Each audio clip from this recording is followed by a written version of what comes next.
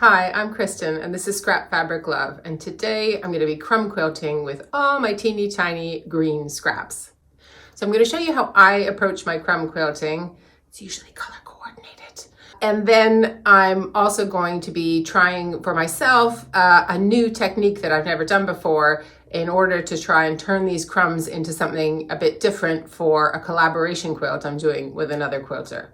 So stick around and I'll show you what I'm going to do with them all. So if you've never heard the term crumb before, think of your quilt block or project or whatever you're making as a cookie, and these little trimmings and scraps that come off in the course of making that block are the crumbs of the cookie, if that makes sense. Sometimes you'll see them referred to as just little squares and rectangles like that pair, but I don't limit myself. I use whatever oddly shaped two crumbs I can find, and I try and match up an edge that I can just sew to stitch together. So if I can't find two that are exactly the right length, I would add a bigger scrap, or in this case, I've got a strip that I've got under my needle and I'm just adding crumbs onto it. I use all different sizes, so I probably start with the smallest ones and then add some bigger ones. Different people are going to have different tolerances for how small you want to go with your crumbs. So I just would chain piece these all along, whether I'm doing pairs of little ones or whether I'm adding ones to a strip, and just keep going until I feel like I have a good amount, and then it's time to press and trim. So because I do sometimes use funny shaped crumbs that don't totally match with each other, the trimming step's important for me. So I trim after each time that I've added a new crumb to a unit, basically. And I don't need it to be square because I can add something, for example, in that piece I just trimmed to one end and then trim again, and another bit of it will come off in another angle, but that's okay. So all I'm trying to do is get the little bits that are kind of jutting out the end out of the way so that I can add another crumb or add them to another strip, or however I'm going to go about growing my piece of crumb patchwork. Because of all the trimming and the pressing, which I'll show you in a minute, this isn't usually a quick process, crumb quilting for me, but it is relaxing. It can feel almost meditative. You kind of put on a podcast or chat on the phone. That's what I usually do. And you just kind of get into a rhythm of it. So this is me cutting apart those crumbs that were on that strip that you saw me adding at the sewing machine. So now once it's like that, I just then need to press them, and then I can trim them just like I was trimming all of the units before. Even though I'm not a super precise type of a quilter, pressing my crumbs when I'm doing this kind of piecing, I've found really helps to help it to lay flat in the end and just to help everything to go together nicer. So I don't skip this step. Once I've done all my pressing and trimming, it's back to the sewing machine and I'm adding units together. So I'm looking for ones where one side vaguely matches each other. Doesn't need to be perfect. I'm going to press and trim again. So it's all right if I have to trim off something on one edge or something. And again, if I didn't have a piece that exactly matched it, I might find a bigger crumb or a thin strip that I need to use up, and then I could just keep going that way. And then it's just more of the same, trimming, pressing, trimming, pressing. So why am I using all green? Two reasons. One, I in general do like to color coordinate my crumb quilting. I'm not one for going completely random. And I've got other videos on my channel about this if you want to see them. But two, I'm doing a collaboration quilt with my friend Tom, who has a YouTube channel called Tom the Colorblind Quilter. And we are making a kind of rainbow quilt. And one of the colors that I have is green. So I have to do a row that's got green going down it. So I'll show you more of what that is later. And this is me just growing those crumb blocks even bigger. So I'm using another strip and just adding those bigger units. I'm not trying to get to a particular block size with this. I'm trying to get kind of a slab size that I can cut something out of. So I will show you that in a minute. So this is not really a tutorial because I'm making a very specific project for this very specific collaboration, but hopefully it'll be a bit of inspiration. And if you've not seen crumb quilting before, maybe it'll whet your interest for that, and you can look at some of the other videos on my channel. So I just continue building up, trying to find matching pairs, until I've got a piece that's big enough for me to cut out what I need to make this row. So the idea with this collaboration quilt is that we each have 3 colors of the rainbow. So we're going to do a row each that's all of the one color. So I've got one row that's something all green. We didn't put any kind of parameters on that. So it's just whatever motif or repeating block or whatever I like.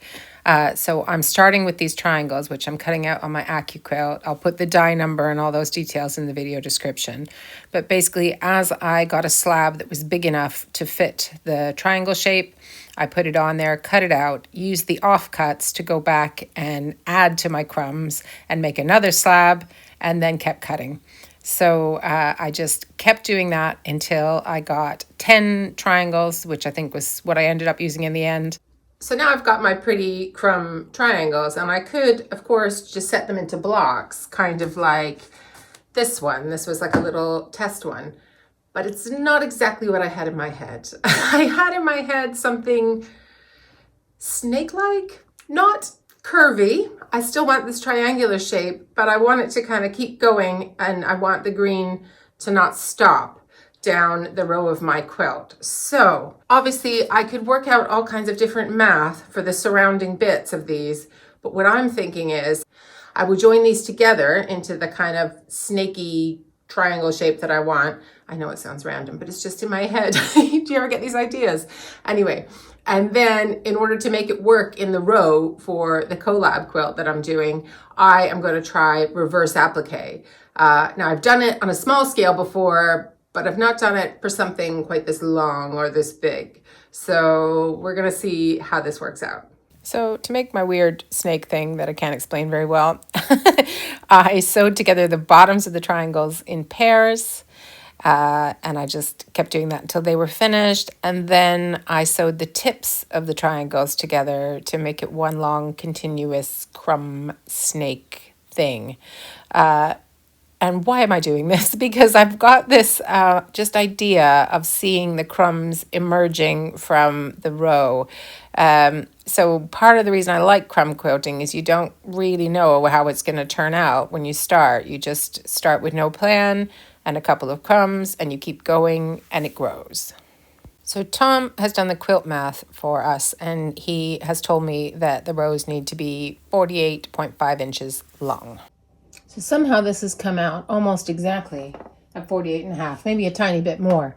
Now, once I add the stuff around it that I'm going to reverse applique, it might be a smidgen long, but like, I don't think that's a big deal. I think we can trim it down. I don't mind if the tips of these get nubbed off. So I think I'm pretty close. So I'm just going to go ahead and do it. Tom has also told me that the row should be 6.5 inches wide. So I'm using my AccuQuilt cutter again to cut long 6.5 inch strips from the background fabric that we're both using. Once I got it cut, I pieced it all to the right length for the row.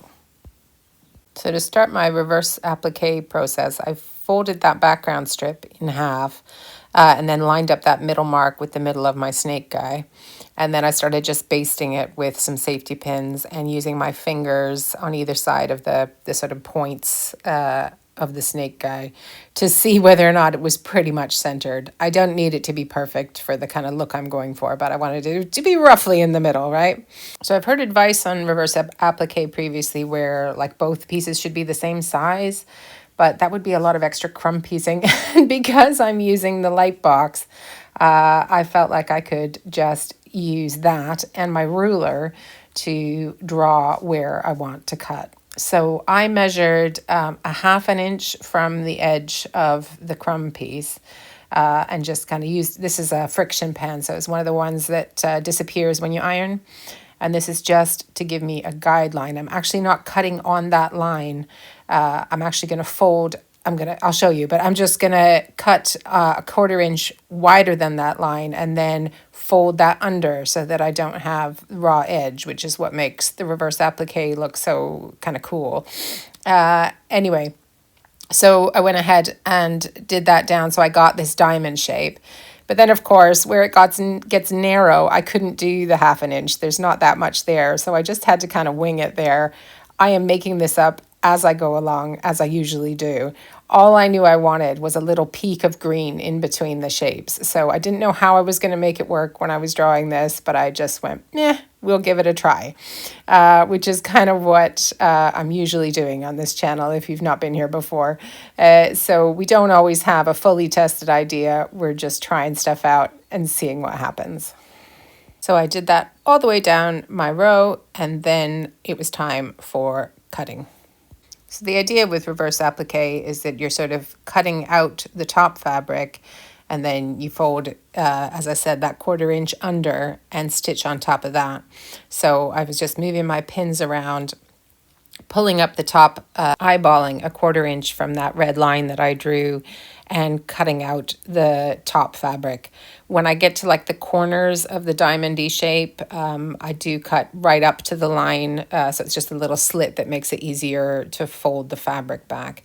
And I will save these bits that I'm cutting out for some low volume sort of white crumb quilting for another project, so they don't go to waste.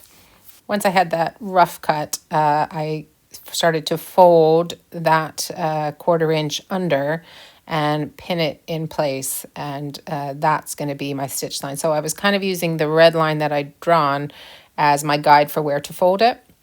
So that, and the red line again is going to disappear when I iron, so I won't see it, but it was just my guide for where I wanted the opening to be in my little diamondy, snaky section things. I'm not usually a pinner, but for this I used a lot of pins, and I do think it helped me. I did end up sort of slightly adjusting as I was sewing at the machine, which I'll show you in a minute, but the pins certainly help to just make it easier. When I got to this join in between my little diamond sections, I couldn't do, again, that 1/4 inch, so it was probably, I don't even know if it was 1/8 of an inch. It was just as I just turned it over the amount that I could and kind of hope for the best. And it did work out, so spoiler alert. So I continued cutting, folding, pinning all the way up the row, and then it was time to go to the machine and stitch it all down. After all that crumb piecing and all that pinning, this bit was the quickest bit. So basically, it's one long stitch. So I start at one end and I'm going to end at the same end because I'm going to go all the way around the whole thing. So I used a regular stitch length because it's kind of the only thing holding this together. So I was treating it like a seam. Normally, if I was top stitching, I'd use a slightly longer stitch length. But for this, I used my regular 2.5. I was stitching pretty much as close to the fold as I could get. So think about kind of when you're doing a binding on a quilt, maybe. That's what I was aiming for. So I just went all the way down one side and all the way up the other, pivoting when I got to a corner. I found this part of the process actually really satisfying, and it wasn't as hard to fold in those little narrow bits as I thought, and I could see that it was starting to look like what I had imagined, or a slight version of that. So I was really enjoying this step of the process. I like to call myself a confident beginner, and by that I mean confident enough to try new things and beginner enough to still get that buzz when it actually turns out really cool. So I finished all that stitching. I gave it a press to get rid of the friction pen marks and just to flatten it all out. Right, so here it is all finished. I don't know, can you see a snake eating like a mouse and digesting it? I mean, you don't have to picture the mouse bit, but can you kind of see what I mean? Anyway, and so because, you know, I didn't have necessarily a super plan, I don't mind that this little bit is a bit uneven or that my points aren't exactly, I really like this. I think I'm going to use this more, this whole wonky reverse applique kind of thing where you just sort of see the reveal of the crumbs underneath. So I'm pretty happy with it. I hope Tom likes it. I haven't shown him yet, so I will show him this. And here is my crumb snake in the grass because I just couldn't resist taking a little video of him there. I did show it to Tom. He is happy with it. And I've got 2 more rows I have to do for our collaboration quilt. After folding under the fabric for the reverse applique, my snake guy did not turn out too long, so I don't have to cut off his tips when we trim the row to the right length. So I had fun with that. I hope you enjoyed it. bit random, possibly not a project you're going to take on yourself, but as with a lot of things on this channel, I hope it just gives you kind of some inspiration. Maybe you take the idea and you run with it in a completely different way, or maybe it just gives you the freedom to go, what if? What if I just did that a little differently? Which is pretty much how I roll on this channel. So if you like thinking about your quilting in that way and you haven't subscribed, I hope you'll consider it. I'd love to see you next time. Thanks so much for spending time with me. Bye.